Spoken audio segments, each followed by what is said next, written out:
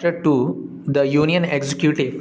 और union executive जो होते हैं गवर्नमेंट के, ये किन लोगों को मिलाकर बनते हैं? तो president, vice president, prime minister and the council of minister. अच्छा, इंडिया को रिपब्लिक बोला जाता है, ऐसा क्यों? Because the head of the state is an elected person, है ना, और वो तभी तक अपने ऑफिस में रहते हैं, ठीक है ना, उतने ही पीरियड के लिए जितना हमारे कॉन्स्टिट्यूशन में बोला गया है। और हमारे हेड ऑफ द स्टेट कौन है? तो प्रेसिडेंट है, और वो कितने साल के लिए इलेक्ट होते हैं? तो 5 साल के लिए होते हैं। प्रेसिडेंट बनने के लिए क्वालिफिकेशन क्या चाहिए? तो he should be a citizen of India, और कम से कम 35 साल का उम्र होना चाहिए, and he must be qualified for elections as a member of Lok Sabha but shall not be a member. मतलब कम से कम जो क्वालिफिकेशंस चाहिए, क्या चीज़ के लिए? सभा के मेंबर्स बनने के लिए वही चीज़ चाहिए, वही क्वालिफिकेशन भी चाहिए प्रेसिडेंट बनने के लिए भी, है ना। पर कोई ज़रूरी नहीं है कि वो बंदा लोकसभा का मेंबर भी हो, अगर होता भी है तो फ़र्क नहीं पड़ता। पेज नंबर 25 में एक ये दिया हुआ है, वेन डायग्राम जैसा दिया हुआ है कि एग्जीक्यूटिव कैसे होता है। अरे तो देखो, ऊपर में प्रेसिडेंट है जो कि हेड ऑफ द स्टेट है या कंट्री है, उसके बाद वाइस प्रेसिडेंट आते हैं, और उसके नीचे आ रहा है प्राइम मिनिस्टर।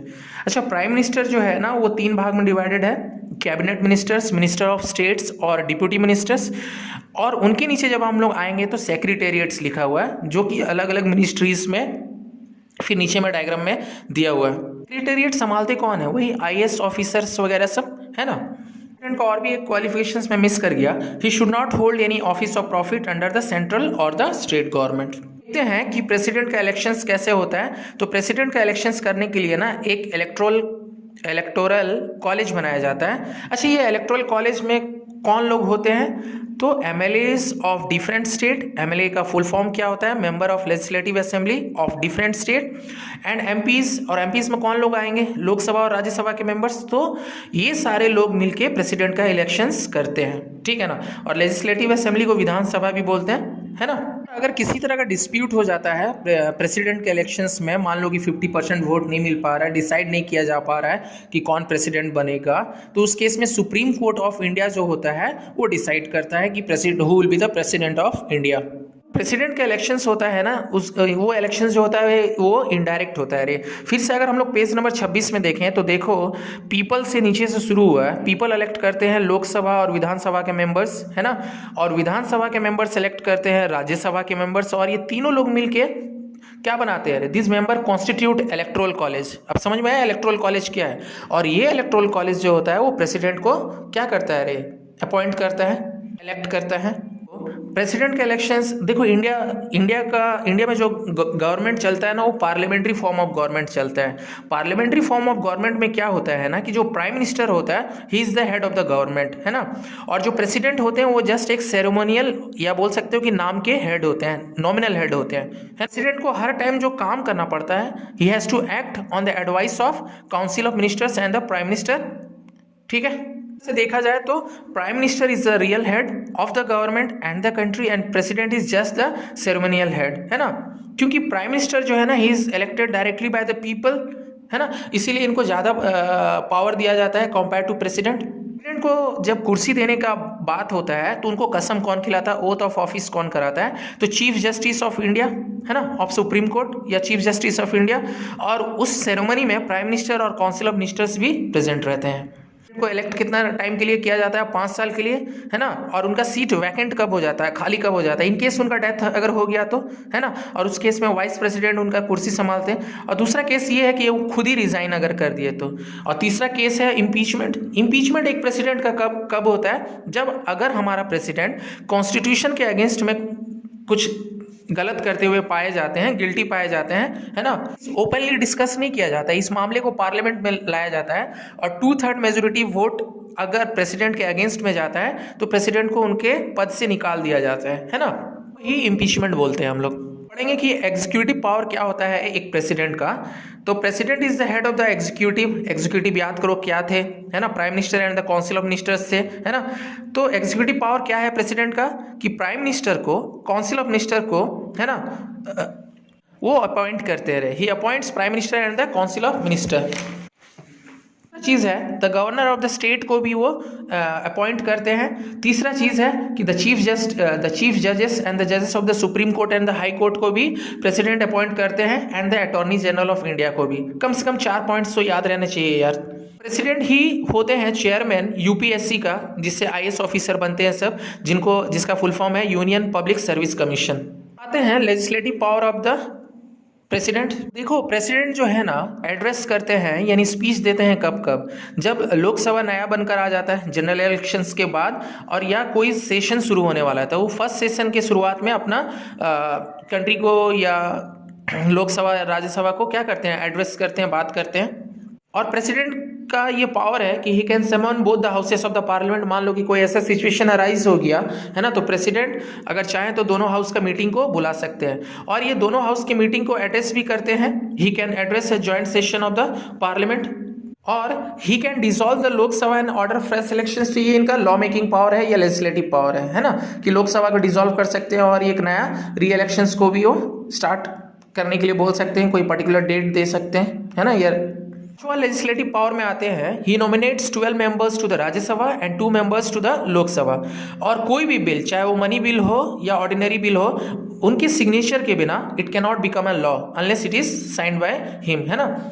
और प्रेसिडेंट के जो है वो ऑर्डिनेंस भी पास करते हैं जब पार्लियामेंट सेशन में नहीं होता, है ना। मैंने बताया था कि जब वो जो 3 सेशन हम लोग का होता है, budget session, winter session, monsoon session, तो उसके बीच में इन लोगों को 1-1 महीने का छुट्टी मिलता है ना। बट अगर उस पीरियड में भी कोई नेशनल इमरजेंसी का मुद्दा, चाहे कुछ भी ऐसा चीज़ आ गया, तो प्रेसिडेंट क्या करेंगे ना, एक ऑर्डिनेंस, एक छोटा सा रूल होता है, टेम्पोररी लॉ होता है, उसको ये करके, है ना, और मिनिस्टर्स लोगों को बुला सकते हैं वो पार्लियामेंट में बात करने के लिए। ऑर्डिनेंस क्या है? It is a temporary law promulgated at a time when both the houses of parliament are not in session। Ordinance pass करने के लिए भी ना वो देखो वो पार्लियामेंट अप्रूवल नहीं देता है 6 वीक्स, ठीक है, तो वो 6 वीक्स में ऑर्डिनेंस जो है वो लैप्स कर जाएगा। यानी ऑर्डिनेंस पास करने के लिए भी उनको परमिशन लेना पड़ता है ना। और किससे लेंगे? Prime minister and the council of minister से। कि प्रेसिडेंट का फाइनेंशियल पावर क्या होता है, तो he causes the annual financial statement to be laid before the parliament. जो भी देश का बजट डिसाइड हुआ है कि कितना पैसा खर्चा करना, कितना नहीं, या एनुअल फाइनेंशियल स्टेटमेंट है, पार्लियामेंट में प्रेसिडेंट का परमिशन से ही आता है। He causes the annual budget to be laid before the parliament. No money bill can be introduce in the parliament without his prior assent. उनका मर्जी होना चाहिए तभी जाके एक मनी बिल डिस्कस हो सकता है पार्लियामेंट के अंदर। आते हैं कि जुडिशियल पावर क्या है प्रेसिडेंट का, तो he is not answerable before any court of law. उनको for the discharge of his duties, है ना, तो इज आंसरेबल टू नन, है ना। कोई मीडिया उनसे कोई सवाल नहीं कर सकता, कोई ऑपोजिशन उनसे कोई सवाल नहीं कर सकता। And no criminal suit can be initiated against him. उनके ऊपर किसी तरह का भी क्रिमिनल चार्जेस नहीं लगा सकता during his tenure of office. And he has the power to grant pardon, यानी उनके पास ये पावर दिया गया एक स्पेशल पावर कि वो किसी को भी माफ़ कर सकते हैं, पार्डन कर सकते हैं। मान लो कि किसी को फांसी का सजा हुआ है ना, तो उसको वो कम करा के उसको लाइफ इम्प्रिजनमेंट में कन्वर्ट करा सकते हैं, यानी उम्र कैद में। तो ये इनका स्पेशल पावर है। प्रेसिडेंट का मिलिट्री पावर के ऊपर, he is the supreme commander of the armed force of India. He appoints the chief armed forces, he appoints the chiefs of the 3 wings of the armed forces. कौन कौन से हैं, है ना, army है, navy है, और क्या है, और एक क्या है, आर्मी, नेवी और एयरफोर्स, है ना। ही कैन डिक्लेयर वॉर और conclude peace with any foreign country. किसी कंट्री के साथ वॉर में जा सकते हैं या पीस भी ये कर सकते हैं। तो ये इनका प्रेसिडेंट का मिलिट्री पावर है। प्रेसिडेंट का डिप्लोमेटिक पावर के ऊपर आते हैं। He can send ambassador to other countries. Ambassador का मतलब होता है राजदूत, है ना, एक रिप्रेजेंटेटिव को अदर कंट्रीज में भेज सकते हैं इंडिया को रिप्रेजेंट करने के लिए। एंड ही, जैसे यूनाइटेड नेशंस वगैरह में भी हमारे रिप्रेजेंटेटिव जाते हैं, है ना, इंडिया का कोई पॉइंट्स को रखने के लिए, उसी तरह से। He receives ambassadors from other countries as well, है ना। And he represents India at international conferences. कोई मीटिंग कॉन्फ्रेंस हुआ तो वहाँ पर प्रेसिडेंट जाते हैं और इंडिया को रिप्रेजेंट करते हैं। तो ये इनका डिप्लोमेटिक पावर है। जो प्रेसिडेंट होते हैं ना, वो इमरजेंसी डिक्लेयर कर सकते हैं 3 सिचुएशन में, है ना। तो अभी जानने की कोशिश करते हैं, ये इमरजेंसी पावर में भी इनका आता है। तो कितने टाइप के इमरजेंसी होते हैं, तो नेशनल इमरजेंसी है, स्टेट इमरजेंसी और फाइनेंशियल इमरजेंसी है। नेशनल इमरजेंसी कब लगता है ना, it can be declare in the whole of India.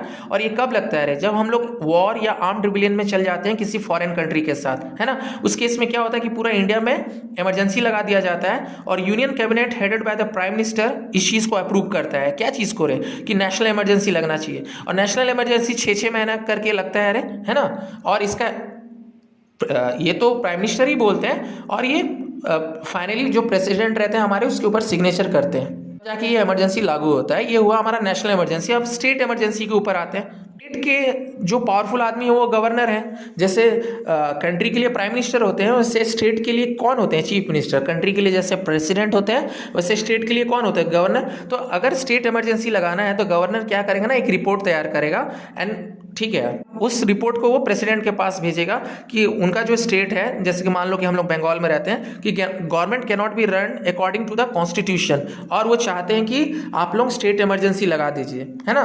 तो ये गवर्नर ही इंसिस्ट करते हैं प्रेसिडेंट को, तब जाके स्टेट में इमरजेंसी लगता है। ये इमरजेंसी लगाने के लिए भी पार्लियामेंट का अप्रूवल चाहिए, और कम से कम 2 महीने का टाइम दिया जाता है पार्लियामेंट को कि वो डिसाइड करे और इमरजेंसी लगाए, है ना। और ये जो इमरजेंसी है ना 6-6 महीने के लिए लगाया जाता है, और मैक्सिमम किसी स्टेट पर 3 साल के लिए इमरजेंसी लगाया जाता है। 6-6 महीना करके ही लगाया जाता है। 2 जगह इमरजेंसी हमारे कंट्री में लगा है स्टेट इमरजेंसी, एक पंजाब और एक जम्मू एंड कश्मीर, है ना। थोड़ा सा कंट्रोवर्शियल एरिया है। पंजाब में लगा था मेरे ख्याल से 1984 में, जब ठीक है, जब इंदिरा गांधी का डेथ हुआ था, एक पंजाबी ने मार दिया था, है ना, उनका जो बॉडीगार्ड था। तो उस टाइम शायद पंजाब वगैरह में स्टेट इमरजेंसी लगा था, और कश्मीर में तो हम लोग को पता ही है कि क्यों स्टेट इमरजेंसी लगता ही रहता है। फाइनेंशियल इमरजेंसी क्या होता है? जब हमारा कंट्री ना फाइनेंशियल स्टेबिलिटी और क्रेडिट जो होता है ना, उसको थ्रेट रहता है ना। यानी हो सकता है कि देश के ऊपर इतना कर्जा बन गया है कि देश उसको चुका नहीं पा रहा है, and such an emergency must be approved by the parliament. तो इसको अप्रूव कौन देता है? पार्लियामेंट देता है, एंड विद इन 2 मंथ्स, है ना। And it is not been declared in India so far. एक ही emergency out of national emergency, state emergency और फाइनेंशियल इमरजेंसी जो हमारे भारत में आज तक नहीं लगा है, जो कि है financial emergency.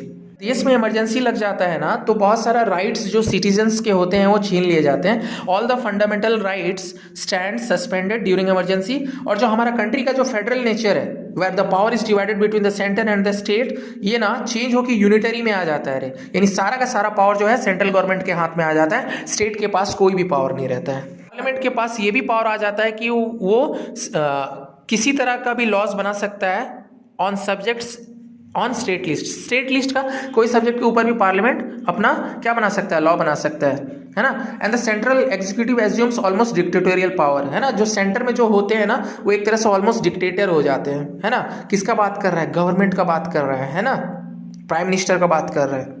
Breakdown of constitutional machinery क्या होता है ना, कि कोई भी स्टेट में या कंट्री में, है ना, कोई भी काम ऐसे हो रहा है जो कॉन्स्टिट्यूशन के अगेंस्ट में आ रहा है और एक डेडलॉक सा सिचुएशन आ जा रहा है ना, तो उस केस में क्या होता है ना कि government of the state is taken over by the president, है ना, जो कि पहले गवर्नर चलाते थे। एंड द प्रेसिडेंट में डिसॉल्व द विधानसभा। जैसे लोकसभा कंट्री के लिए है, वैसे विधानसभा स्टेट के लिए होता है। तो प्रेसिडेंट क्या करते हैं ना, विधानसभा को डिसॉल्व कर देते हैं and dismisses the council of ministers. Union parliament जो होता है, इट कैन पास लॉज, है ना, on subjects related to state list, है ना।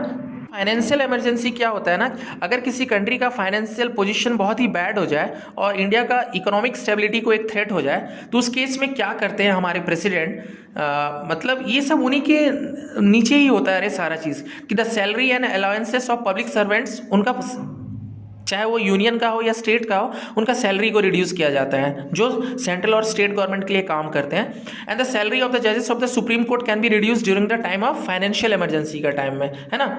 And he is free to adopt all such measures which he deems necessary for the restoration of country's financial stability. President को जो हर मुमकिन जो चीज़ लगेगा वो करेंगे ताकि कंट्री का फाइनेंशियल स्टेबिलिटी आ जाए। अब आते हैं कि डिस्क्रिशनरी पावर क्या होता है प्रेसिडेंट का। प्रेसिडेंट जो है ना, अगर उनके पास देखो हर बिल, चाहे वो मनी बिल हो या नॉन मनी बिल हो, वो उनके पास आता है साइन के लिए, है ना। तो अगर वो चाहे तो एक बिल को पढ़ने के बाद अगर उनको सही नहीं लगे तो वो वापस भेज सकते हैं पार्लियामेंट में, यानी खास करके रूलिंग पार्टी के बाद, कि आप लोग रिकंसीडर करो इस चीज़ को। तो ये पावर प्रेसिडेंट का है कि एक बिल को वो विथहोल्ड करके रख सकते हैं। कोई भी बिल अगर प्रेसिडेंट के पास आता है साइन करने के लिए ना, तो कॉन्स्टिट्यूशन में ये नहीं लिखा हुआ है कि वो कितने टाइम तक अपने पास रख सकते हैं, है ना। He can simply keep the bill on his desk for indefinite time, है ना। और इसी को ही पॉकेट वीटो बोलते रहे। यानी ये पॉकेट वीटो भी एक बार शॉर्ट क्वेश्चन में आ गया कि पॉकेट वीटो होता क्या है। यानी प्रेसिडेंट जो है उस बिल को अपने डेस्क के ऊपर, उनका मन नहीं है साइन करने का या उनको ये नहीं है, तो वो रख सकते हैं, और ये इसको ही पॉकेट वीटो बोलते हैं। अच्छा, और क्या डिस्क्रिशनरी पावर है प्रेसिडेंट का? हमें भूलना नहीं है कि हम लोग डिस्क्रिशनरी पावर पढ़ रहे हैं कि व्हेन नो पॉलिटिकल पार्टी, है ना, enjoys a majority in the Lok Sabha, then the president, ठीक है ना, invites the leader of the party to form the coalition government. देखो कभी कभार ऐसा होता है ना कि 50% वोट किसी एक पार्टी को मिल नहीं पाता, तो उस केस में तो गवर्नमेंट नहीं बनेगा, और उस केस में क्या बनता है फिर, कोलिएशन गवर्नमेंट बनता है ना। और कोलिएशन गवर्नमेंट बनाने के लिए ये प्रेसिडेंट ही बोलते हैं कि वो पार्टी जिसके पास थोड़ा ठीक ठाक वोट है, आप किसके साथ कोलिएशन गवर्नमेंट बनाना चाहते हैं ताकि एक स्टेबल गवर्नमेंट बन पाए, आप बना सकते हो। उनका डिस्क्रिशनरी पावर में आता है, तो इस चीज़ का ख्याल रखने का है ना, क्योंकि ये सब चीज़ थोड़ा सा दिमाग से निकल सकता है ना। तो डिस्क्रिशनरी पावर, इस सबको थोड़ा सा स्पेशल अटेंशन दो पढ़ने का टाइम। अभी प्रेसिडेंट का इतना सारा पावर के बारे में पढ़ा, तो इसका मतलब ये है कि प्रेसिडेंट अगर चाहे तो डिक्टेटर बन सकते हैं, उनका जो मन में आए वो करें, बट ऐसा नहीं होता है रे। प्रेसिडेंट का जो पावर होता है ना, वो किसके डिजायर के हिसाब से काम करते हैं रे, तो prime minister and the council of minister की वजह से, है ना। वो कोई भी काम अपनी मर्जी से नहीं करते, है ना। हमारा जो गवर्नमेंट है ना, वो पार्लियामेंट्री फॉर्म ऑफ गवर्नमेंट है, in which the president is only a titular head, और जो एक्चुअल हेड जो होते हैं वो प्राइम मिनिस्टर होते हैं और काउंसिल ऑफ मिनिस्टर्स होते हैं, है ना। क्योंकि ये जो लोग हैं प्राइम मिनिस्टर और council of ministers, they are answerable to the parliament, है ना। तो जो बंदा अकाउंटेबिलिटी ले रहा है तो उसको ज्यादा पावर देना चाहिए, रेदर जो बंदा सिर्फ साइन कर रहा है बिल्स के ऊपर, है ना। मिनिस्टर्स और जो उनके काउंसिल ऑफ मिनिस्टर्स है ना, they are collectively responsible to the parliament, है ना। दस ये जो प्राइम मिनिस्टर जो होते हैं और जो काउंसिल ऑफ मिनिस्टर हैं, ये प्रेसिडेंट को एडवाइस करते हैं, है ना। और प्रेसिडेंट भी बाउंड है बाय कॉन्स्टिट्यूशन में ऐसे मेंशन है कि प्रेसिडेंट को प्राइम मिनिस्टर का बात सुनना ही पड़ेगा। तो एक तरह से ये इनका लिमिटेशन हो गया, नहीं तो ये तो डिक्टेटोरियल पावर अपना लेते प्रेसिडेंट। अच्छा, और एक लिमिटेशंस है जो हमारा कॉन्स्टिट्यूशंस लगाता है प्रेसिडेंट के ऊपर। देखो प्रेसिडेंट अपने मर्जी से स्टेट इमरजेंसी या नेशनल इमरजेंसी नहीं लगा सकते, उनको परमिशन किसका लेना पड़ेगा, पार्लियामेंट का लेना पड़ेगा। क्योंकि अगर पार्लियामेंट से वो बिना परमिशन लेके अगर इमरजेंसी ये करते हैं तो वो नल एंड वॉइड हो जाएगा, यानी उस इमरजेंसी का कोई मतलब नहीं है। अगर प्रेसिडेंट कोई भी ऐसा काम करते हैं, ये तीसरा पॉइंट है जो कि कॉन्स्टिट्यूशन के अगेंस्ट में है, तो he can be impeached and removed from his office. तो ये सब वजह है जिसकी वजह से प्रेसिडेंट डिक्टेटोरियल पावर नहीं ले सकते, है ना। क्योंकि उनको हमेशा डर है कि अगर वो कुछ भी ऐसा काम करते हैं तो he can be removed from his post through impeachment करने से पहले प्रेसिडेंट को क्या किया जाता है ना कि 14 दिन का पहले ही नोटिस दे दिया जाता है ना। और जब ये पार्लियामेंट में डिस्कशन भी होता है ना, तो 2/3 मेजोरिटी चाहिए, तब जाके प्रेसिडेंट इम्पीच होते हैं। अब थोड़ा सा वाइस प्रेसिडेंट के बारे में पढ़ते हैं। तो वाइस प्रेसिडेंट का क्वालिफिकेशन वही चाहिए जो कि प्रेसिडेंट के लिए था, है ना। और के पास इतना भी क्वालिफिकेशन होना चाहिए कि वो राज्यसभा के मेंबर्स भी बन सके हैं। अच्छा, वाइस प्रेसिडेंट जो होते हैं ना, उनका इलेक्शन जो होता है ना, वो कौन करता है रे, it is done jointly by the both the houses of the parliament, यानी लोकसभा और राज्यसभा मिलकर वाइस प्रेसिडेंट को इलेक्ट करते हैं, है ना।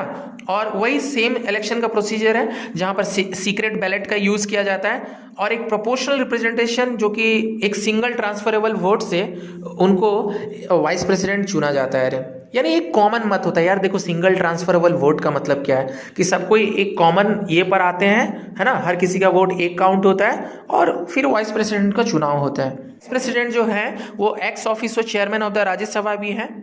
वाइस प्रेसिडेंट देखो as a president of India भी एक्ट कर सकते हैं, कब, जब प्रेसिडेंट का जो सीट होता है it fall vacants due to his resignation, death और इम्पीचमेंट और इलनेस, है ना। और वाइस प्रेसिडेंट कब तक प्रेसिडेंट के सीट पर बैठ सकते हैं, कम से कम 6 महीना, है ना। और उसी बीच में फिर हमको नया प्रेसिडेंट का चुनाव करना होता है। अभी हमारे जो वाइस प्रेसिडेंट ऑफ इंडिया हैं वो हैं श्री वेंकैया नायडू, 2017 से हैं। तो हम लोग पढ़ रहे हैं क्या चीज़, तो यूनियन एग्जीक्यूटिव पढ़ रहे हैं। प्रेसिडेंट का बारे में पढ़ लिया हम लोगों ने। वाइस प्रेसिडेंट अब प्राइम मिनिस्टर के आते हैं। The prime minister is appointed by the president, और प्राइम मिनिस्टर होते कौन है, he is the leader of the political party securing absolute majority, यानी वो पार्टी जिसको सबसे ज़्यादा वोट मिला है ना, उसी पार्टी के जो हेड होते हैं वही प्राइम मिनिस्टर बनते हैं in the Lok Sabha, and he is appointed by the president, है ना। और प्राइम मिनिस्टर का कॉम्पोजिशन क्या है, मतलब देखो कॉम्पोजिशन का मतलब है ना कि प्राइम मिनिस्टर किसको लेके अपने साथ काम करते हैं। तो प्राइम मिनिस्टर सबसे पहला चीज़ क्या करते हैं ना कि अपना कलीग्स लोगों का लिस्ट बनाते हैं, और वो ठीक है लिस्ट प्रेसिडेंट के पास जाता है, और प्रेसिडेंट उन्हीं लोगों को अपॉइंट करते हैं अलग अलग मिनिस्ट्रीज में। कई बार ऐसा भी होता है ना कि प्राइम मिनिस्टर का कोई फेवरेट नेता इलेक्शन हार गया रहता है, पर अगर प्राइम मिनिस्टर चाहें तो उसको भी नेता बना सकते हैं, है ना। और उसके लिए भी क्या होगा ना, पार्लियामेंट में एक प्रपोजल रखा जाएगा, और 6 महीना के अंदर अंदर उस बंदे को, मतलब वो वोटिंग सिस्टम होता है ना, और वोटिंग सिस्टम से भी प्राइम मिनिस्टर चाहे तो नॉन मेंबर को भी अपने साथ, है ना, एक छोटा मोटा पोस्ट दे सकते हैं और अपने साथ रख सकते हैं। कई बार ऐसा भी होता है ना कि प्रेसिडेंट को मौका मिलता है प्राइम मिनिस्टर को अपॉइंट करने का, कब, जब किसी भी पार्टी को एक एब्सोल्यूट मेजोरिटी नहीं मिलता है, no single party secures an absolute majority, उस केस में प्रेसिडेंट चुन सकते हैं किसी दो के बीच में एक को प्राइम मिनिस्टर। प्रेसिडेंट ही होते हैं जो लोकसभा को डिसॉल्व करते हैं और फ्रेश इलेक्शंस को बोलते हैं कि फ्रेश इलेक्शन होना चाहिए। इंडिविजुअल रेस्पॉन्सिबिलिटी क्या होता है? The ministers are individually responsible to the president, है ना। वो अगर कोई स्पोर्ट्स डिपार्टमेंट संभाल रहा है, कोई फॉरेन अफेयर्स संभाल रहा है, कोई रेलवे संभाल रहा है, कोई डिफेंस संभाल रहा है, तो उसको इंडिविजुअली आके आंसर देना पड़ेगा अपने मिनिस्ट्रीज के लिए, है ना। किसको? प्रेसिडेंट को। Each minister is answerable to the parliament for the department under his control. He must answer all the questions of the MPs, क्योंकि एमपीज में तुम्हारे ऑपोजिशन पार्टी भी आते हैं, सबका जवाब देना पड़ेगा उन लोगों को इंडिविजुअल रेस्पॉन्सिबिलिटी बोला जाता है। प्राइम मिनिस्टर्स और काउंसिल ऑफ मिनिस्टर्स कब तक ऑफिस को होल्ड करके रख सकते हैं? It is pleasure of the president, यानी प्रेसिडेंट जब तक चाहे तब तक। प्राइम मिनिस्टर और काउंसिल ऑफ मिनिस्टर कब तक रह सकते हैं? जब तक उनको मेजोरिटी मिला हुआ है, जब तक उनके ऊपर कॉन्फिडेंस है, किसको? पार्लियामेंट को, है ना, खास करके लोकसभा को। और अगर नहीं है तो अगर प्राइम मिनिस्टर रिजाइन करते हैं तो इट इज़ अंडरस्टूड कि सारे लोगों ने रिजाइन कर दिया। सारे मिनिस्टर एक एक बार रिजाइन नहीं करते। अगर प्राइम मिनिस्टर ने ये कर दिया ना तो इट इज़ अंडरस्टूड कि सबने, सारे मिनिस्टर जो उनके साथ हैं वो रिजाइन हो गया, उनका रेजिग्नेशन हो गया। जो लॉस ऑफ कॉन्फिडेंस है इसको कैसे डेमोन्स्ट्रेट किया जाता है लोकसभा में? तो by vote of no confidence, है ना, by rejecting a government bill. तो ये तो क्या बताता है? ये बताता है कि हम लोग को गवर्नमेंट के ऊपर फेथ नहीं है। जैसे मान लो कि अभी CAA लागू हुआ है, अपोजिशन पूरा खा रहा है इसका दिमाग कि गवर्नमेंट के ऊपर ये नहीं है, तो गवर्नमेंट के खिलाफ बहुत सारा बात बोलता है ना। तो ये सब 2-3 ये है कि कैसे हम लोग अपना गवर्नमेंट को कैसे नीचे गिराते हैं, by vote of no confidence on the council of ministers, या by rejecting a government bill, या by voting a cut in the budget.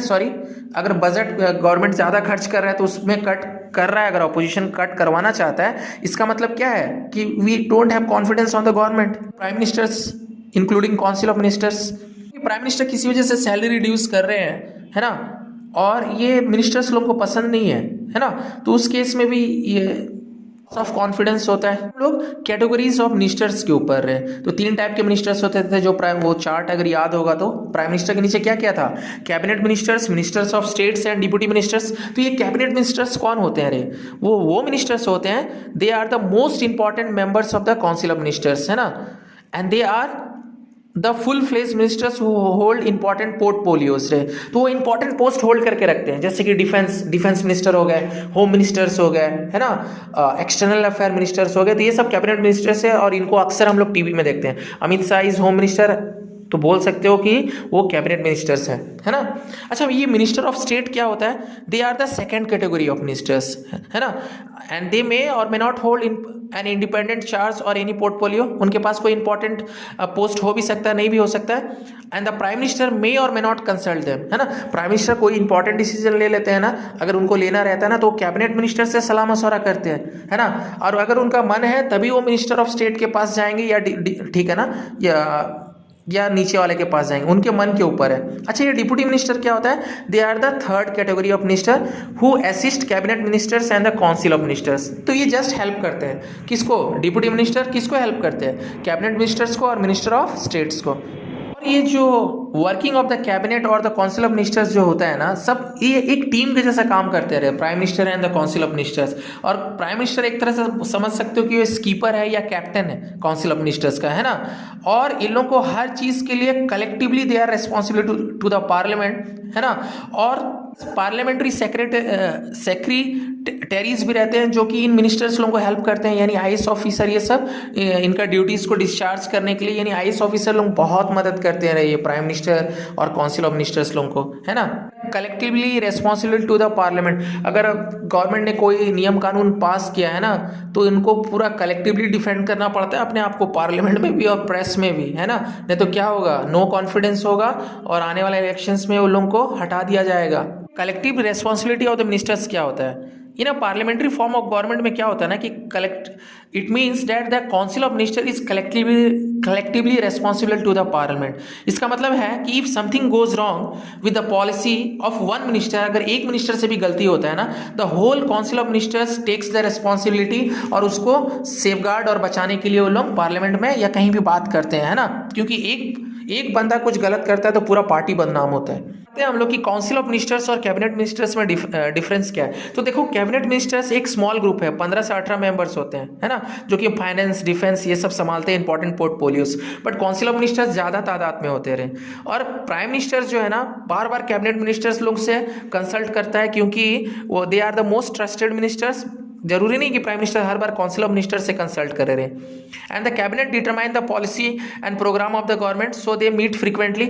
ये कैबिनेट मिनिस्टर्स ही होते हैं जो गवर्नमेंट का कोई भी प्रोग्राम वगैरह होता है ना, या कोई सा भी चीज़ को उन लोगों को लाना रहता है या कोई चीज़ को इंप्लीमेंट करना रहता है, तो ये कैबिनेट मिनिस्टर के साथ प्राइम मिनिस्टर का डिस्कशन होता है ना, काउंसिल ऑफ मिनिस्टर्स के साथ नहीं होता है। पढ़ेंगे कि power and functions of the cabinet. तो कैबिनेट मिनिस्टर्स लोगों का क्या क्या पावर होता है। तो cabinet ministers are always the most experience, the most influential and the most trusted members of the ruling party, and they decide and frame policy of the government. The cabinet room, देखो उन लोग ना आपस में जब discuss कर रहे हैं ना, तो there can be difference in opinion, but जब वो पार्लियामेंट में खड़े होते हैं ना, तो वो एक साथ खड़े होते हैं। But once a decision is taken, they are expected to speak one voice, they can not criticise policies in public, है ना। अगर मान लो कि हम लोग 10 कैबिनेट मिनिस्टर हैं, प्राइम मिनिस्टर के साथ मीटिंग कर रहे हैं, हो सकता है कि 2 लोग उनके बात से सहमत नहीं है ना, तो ये जो असहमति है ये लोग बंद कमरे में कर सकते हैं। बट जब वो पब्लिक में रहेंगे तो वो they will always support there government, भले वो अंदर रूम के अंदर वो चीज़ का समर्थन ना किया हो, है ना। बाहर जब निकल रहे हैं तब अपना, ठीक है ना, अपना गवर्नमेंट की इज्जत उन लोगों को बचाना है ना। Stand and fall together like one man, है ना, and this aspect is known as collective responsibility. तो यहाँ पर कलेक्टिव रेस्पॉन्सिबिलिटी को अच्छा से समझाया हुआ है, थोड़ा सा देख लेना। They stand and fall together, यही कलेक्टिव रिस्पॉन्सिबिलिटी है। और जितने भी इंपॉर्टेंट अपॉइंटमेंट्स होते हैं, चाहे वो गवर्नर ऑफ डिफरेंट स्टेट्स हो, जजेस ऑफ सुप्रीम कोर्ट या हाई कोर्ट हो, या चीफ इलेक्शन कमिश्नर हो, भले अपॉइंट तो प्रेसिडेंट करते हैं, but it is decided by the cabinet. तो ये बहुत इंपॉर्टेंट पावर है ना। बिल हो, मनी बिल हो या ऑर्डिनरी बिल हो, जो पार्लियामेंट में आता है, इसको भी डिसाइड कैबिनेट मिनिस्टर ही करता है, तब जाके वो पार्लियामेंट में आता है ना। और कॉन्स्टिट्यूशंस का भी अमेंडमेंट जो होता है, जो कोई पार्टी करवाना चाहता है, तो इसमें भी कैबिनेट का बहुत अहम हिस्सा होता है। कैबिनेट सजेस्ट करता है कि ये पार्ट को अमेंड करना चाहिए। The cabinet prepares the president address to the parliament, और प्रेसिडेंट क्या बोलेंगे पार्लियामेंट में, ये होता है ना, उसको भी कैबिनेट मिनिस्टर्स ही प्रिपेयर करते हैं, है ना। तो एक तरह से देखा जाए तो प्रेसिडेंट जस्ट एक पपेट है, एक कठपुतली है ना, जो कि प्राइम मिनिस्टर और काउंसिल ऑफ मिनिस्टर्स के हिसाब से या कैबिनेट मिनिस्टर्स के हिसाब से काम करते हैं, है ना। जब इमरजेंसी के टाइम होता है तो president can not declare emergency without the written approval of the cabinet, यानी कैबिनेट को बोलना नहीं होगा, उनको रिटन में देना होगा, तब जाके प्रेसिडेंट इमरजेंसी लगा सकते हैं, चाहे वो फाइनेंशियल इमरजेंसी हो या कुछ भी हो, है ना। और तभी जाके प्रेसिडेंट रूल आ सकता है किसी भी स्टेट में। ऑलराइट, हम लोग कैबिनेट मिनिस्टर्स का पावर के बारे में पढ़ रहे थे, अब हम थोड़ा सा प्राइम मिनिस्टर का पावर के बारे में समझते हैं। Minister is the head of the government, है ना, और वो सबसे स्ट्रेनस, है ना, काम करते हैं, बहुत लोड वाला काम है, उनका रिस्पॉन्सिबिलिटी सबसे ज़्यादा है ना। उनका पावर ये है कि काउंसिल ऑफ मिनिस्टर का लिस्ट वही बनाते हैं कि कौन उनके कॉलीग होंगे नहीं होंगे, और प्रेसिडेंट से अपॉइंट करवाते हैं। अच्छा, वो काम भी डिस्ट्रीब्यूट काउंसिल ऑफ मिनिस्टर को प्राइम मिनिस्टर ही करते हैं, he allocate works to the council of minister. और वो प्राइम मिनिस्टर जो है ना, he is link between the president and the council of minister, है ना। देखो, प्रेसिडेंट से डायरेक्टली काउंसिल ऑफ मिनिस्टर जाके नहीं मिल सकते, प्राइम मिनिस्टर एक लिंक होते हैं, है ना। And he is the prime spokesman of the government, है ना। जो मेन, प्राइम का मतलब क्या होता है, मेन स्पोक पर्सन अगर किसी गवर्नमेंट का है तो प्राइम मिनिस्टर होते हैं। And he is the leader of the Lok Sabha, ठीक है। तो ये सब इंपॉर्टेंट पावर है उनका, प्राइम मिनिस्टर का। प्रेसिडेंट को ही एडवाइस करते हैं कि हाउस को डिसॉल्व कर दीजिए और री इलेक्शंस करवाइए।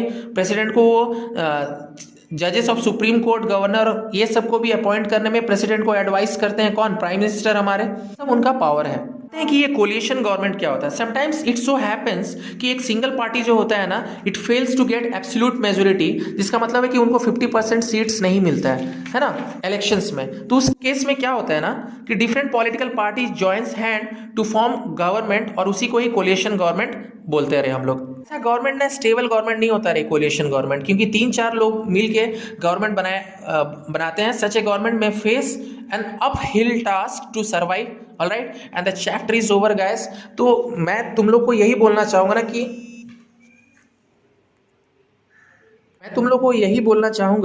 कि यार मस्त रहो और फ्री माइंड से पूरा एग्जाम का अच्छा से तैयारी करो, and don't forget to subscribe me, alright.